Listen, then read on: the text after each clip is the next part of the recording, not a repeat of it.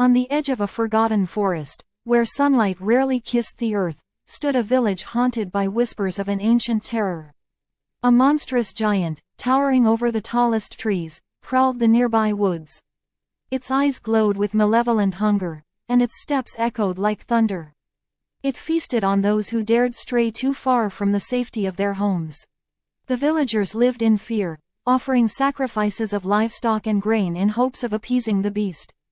But one fateful night, when the moon hung heavy and red in the sky, the giant's hunger grew insatiable. It stormed into the village, crushing houses underfoot, and seized a young man named Elias, the blacksmith's apprentice. Elias awoke in the creature's lair, a cavern filled with the stench of decay. Bones littered the ground, and shadows danced on the walls from a dim, flickering fire. The giant loomed over him, its jagged teeth glinting as it prepared to devour its prey. But Elias was no ordinary man. He had a quick mind and a silver tongue. "Wait," he shouted, his voice trembling but resolute.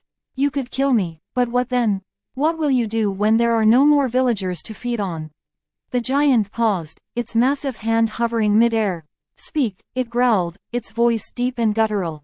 Elias seized the moment. "I can help you. If you spare me, I will bring you a greater feast than any you've known. But I need time, and freedom." The giant's eyes narrowed, suspicious yet intrigued. "What trickery is this?" it asked.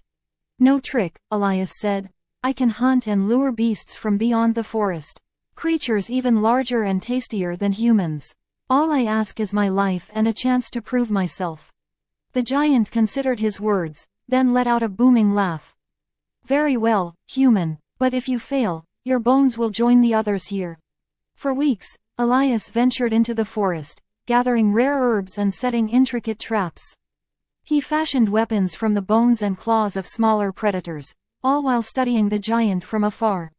He learned its habits, its weaknesses, and the strange, almost human loneliness in its eyes. When the time came, Elias unveiled his plan. He lured a pack of feral, tusked boars into the lair, a feast fit for a king.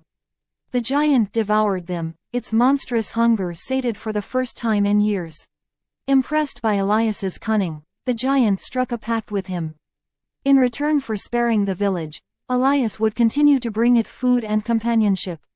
Over time, the two formed an uneasy bond. Elias discovered that the giant was cursed, a man once betrayed by his kin and transformed into a monster by a vengeful sorcerer. Elias vowed to break the curse, not out of pity, but because he saw the humanity buried beneath the beastly facade. With each passing moon, the two worked together, piecing together fragments of the ancient magic that held the giant in its monstrous form. One stormy night, under a sky alive with lightning, Elias completed the final ritual. The giant roared as its body shrank, its grotesque features melting away. In its place stood a man, tall and scarred but unmistakably human.